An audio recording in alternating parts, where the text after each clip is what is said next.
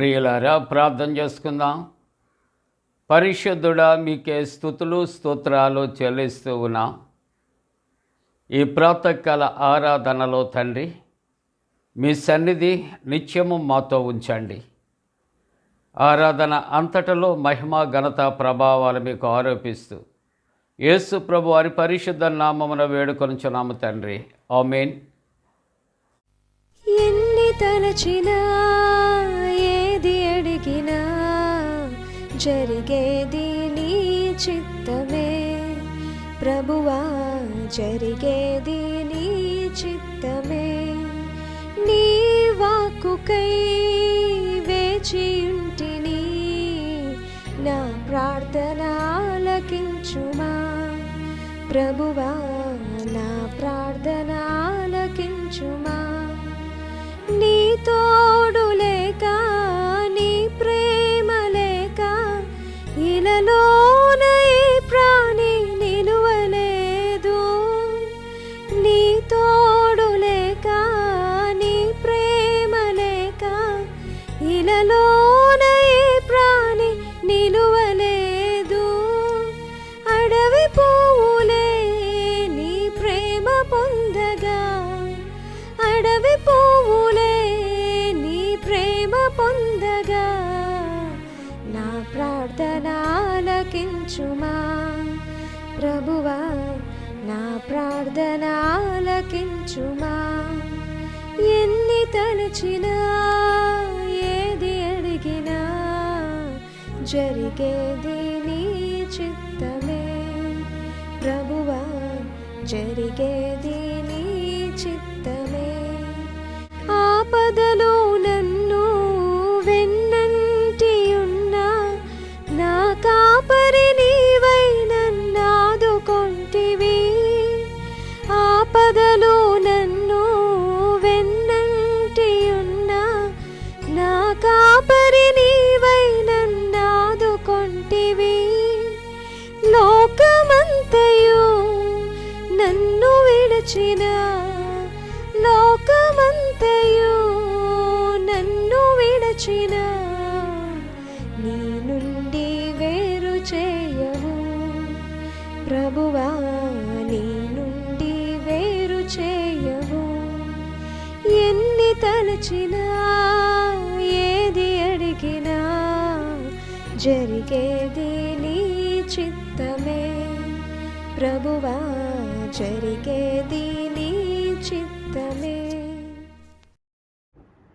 ప్రియులారా, ప్రభు పేరట మీకు శుభాలు.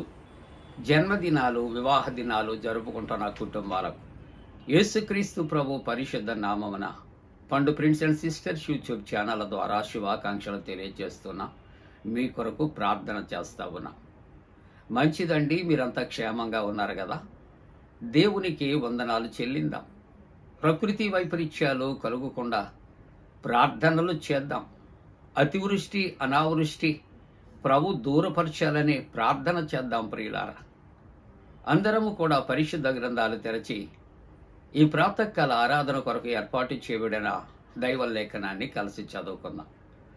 ఇర్మియా గ్రంథము 14వ అధ్యాయము 22వ వచనం చదువుకుందాం. ఇర్మియా గ్రంథము 14వ అధ్యాయము 22వ వచనాన్ని చదువుకుందాం. జనముల వ్యర్థ దేవతలలో వర్షము కురిపించగలవారున్నారా? ఆకాశము వాననియగలదా? మా దేవుడైన యెహోవా నీవే కదా దాని చేయుచున్నావు. నీవే ఈ క్రియలన్నీ చేయుచున్నావు. మీ కొరకే మేము కనిపెట్టుకొనిచున్నాం, మీ కొరకే మేము కనిపెట్టుకుని వచ్చున్నాం.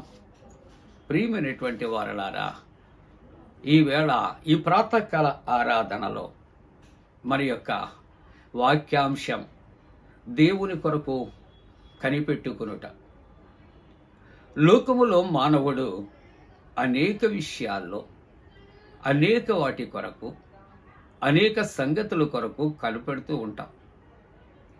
స్నేహితుల కొరకు కనిపెడతాం, బంధుమిత్రుల కొరకు కనిపెడుతూ ఉంటాం. ఇంకా లోకములో అనేకమైనటువంటి వాటి కొరకు కనిపెట్టుకుని ఎదురు చూస్తూ ఉంటాం. ప్రియులారా, కానీ దేవుని యొక్క వాక్యము అంటూ ఉన్నది, మేము నీ కొరకు కనిపెట్టుకుంటున్నాం.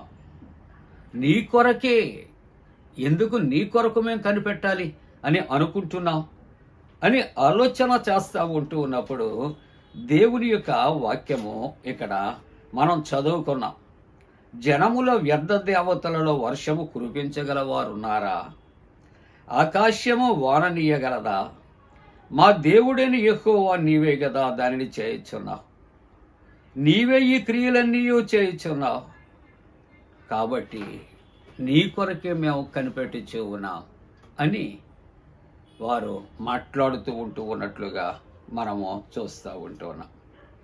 20వ వచనములో ఇక్కడ దేవుని యొక్క వాక్యము మనం ఆలోచన చేస్తూ ఉన్నాడు. 19వ వచనంలో ముందుగా ఈ 14వ అధ్యాయం 19వ వచనంలో ఎందుకు వారు దేవుని కొరకు కనిపెట్టుకుంటున్నారు, ఎందుకు అని ఆలోచన చేస్తూ ఉన్నాడు. 19వ వచనంలో ఈ మాటలు చాలా క్లియర్గా మనతో మాట్లాడుతూ ఉంటున్నాయి.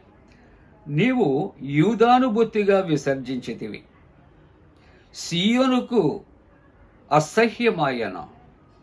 నీవు మాకు చికిత్స దొరకకుండానంతగా నీ వేళ మమ్మను కొట్టితివి. మేము సమాధానము కొరకు కనిపెట్టుచున్నాము, చికిత్స కలుగు కాలము కొరకు కనిపెట్టుచున్నాం. 20వ వచనములో యెహోవా మా దుర్మార్గతను, మా పితరుల దోష్యమును మేము ఒప్పుకొనుచూ ఉన్నాము. 19వ వచనములో 20వ వచనానికి రీజనింగ్ చెబుతూ 20వ వచనములో వారు తమ యొక్క పాపములు ఒప్పుకుంటున్నారు. తమ పాపముల యొక్క ఫలితము 19వ వచనములో ఈ విధంగా చెబుతున్నది, నీవు యూదాను బొత్తిగా విసర్జించితివి, సియోను నీకు అసహ్యమైంది. నీవు మాకు చికిత్స దొరకకుండునంతగా నీవు ఏలమమ్మను కొట్టితివి. మేము సమాధానం కొరకు కనిపెడుతున్నాం. దేని కొరకు కనిపెడుతున్నారండి? వాడికి సమాధానము లేదు, స్వస్థత వారికి లేదు, అసహ్యించుకుంటున్నారు. కాబట్టి వారట సమాధానము కొరకు కనిపెడుచున్నాం. ఇక్కడ రెండవది చికిత్స మాకు కలుగు కాలము కొరకు మేము కనిపెడుచున్నాం. కాబట్టి అవి దొరకకపోవటానికి కారణం, మేము వాటి కొరకు కనిపెట్టడానికి కారణం 20వ వచనంలో తేటగా చెబుతున్నారు, యెహోవా మా దుర్మార్గతను, మా పితరుల దోషమును మేము ఒప్పుకొనొచ్చాం.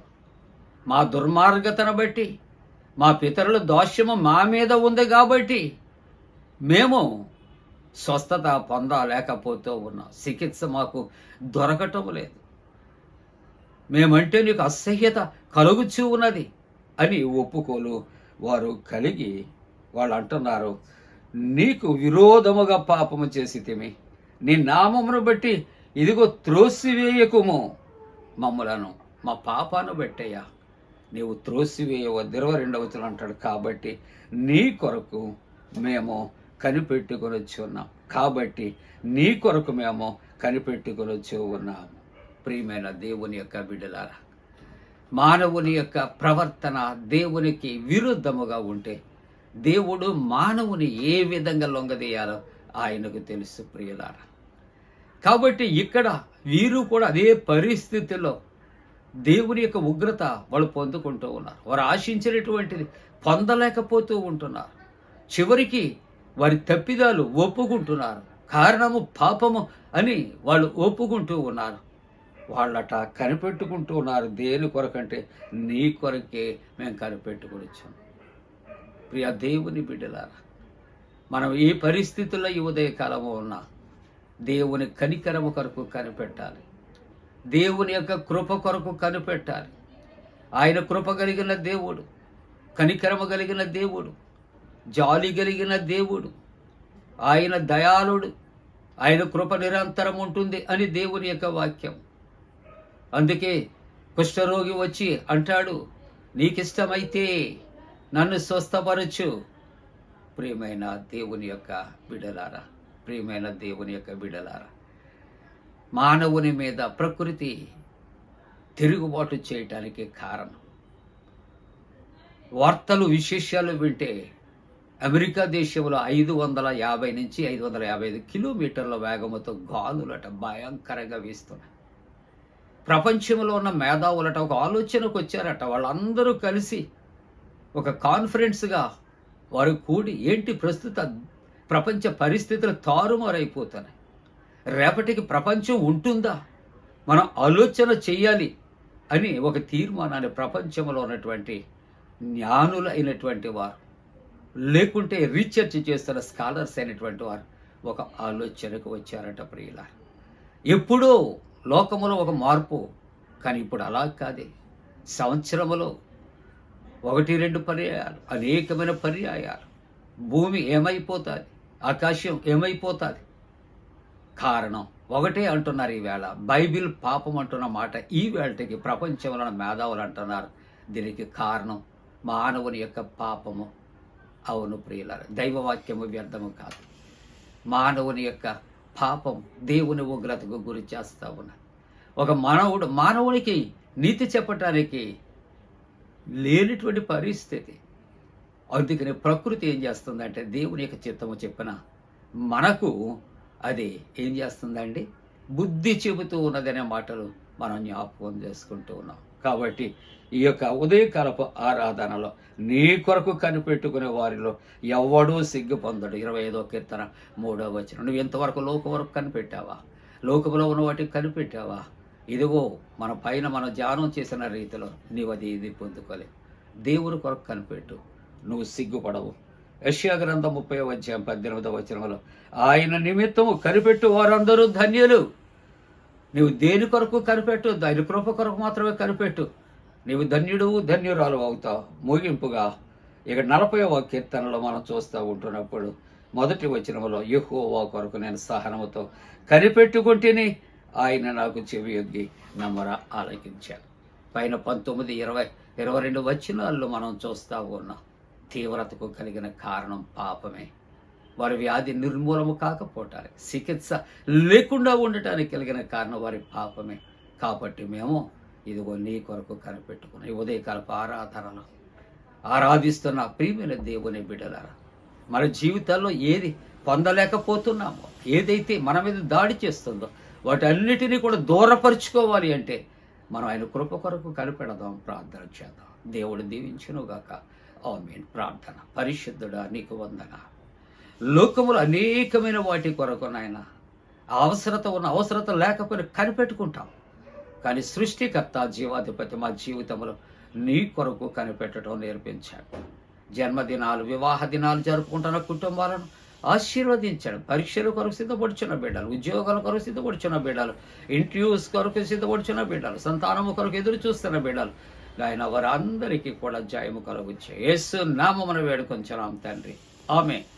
పరలోకమందున మా తండ్రి, నీ నామం పరిశుద్ధపరచబడనుగాక, నీ రాజ్యం వచ్చునుగాక, నీ చిత్తం పరలోకమందున వేర్చినట్టు భూమి అందు నెరవేరునుగాక. మా ఇందిన ఆహారం నేడు మా దయచే, మా ఏడల అపరాధం చేసిన వారిని క్షమించిన ప్రకారముల అపరాధము క్షమించము, శోధంలోని తెక్క కీడును తప్పించము. రాజ్యము, శక్తి, మహిమ నిరంతరము నీవే ఉన్నవి. ఆమేన్. మన పరమ తండ్రి అయిన దేవుని యొక్క ప్రేమయు, ప్రభువైన యేసుక్రీస్తు ప్రభు కృపయు, పరిశుద్ధాత్మక అన్యోన్య సహవాసము ప్రాతకాల ఆరాధనలో ప్రభువుని ఆరాధిస్తున్న ప్రతి కుటుంబానికి తోడుగుండి సంరక్షించి కాపాడునుగాక. ఆమేన్.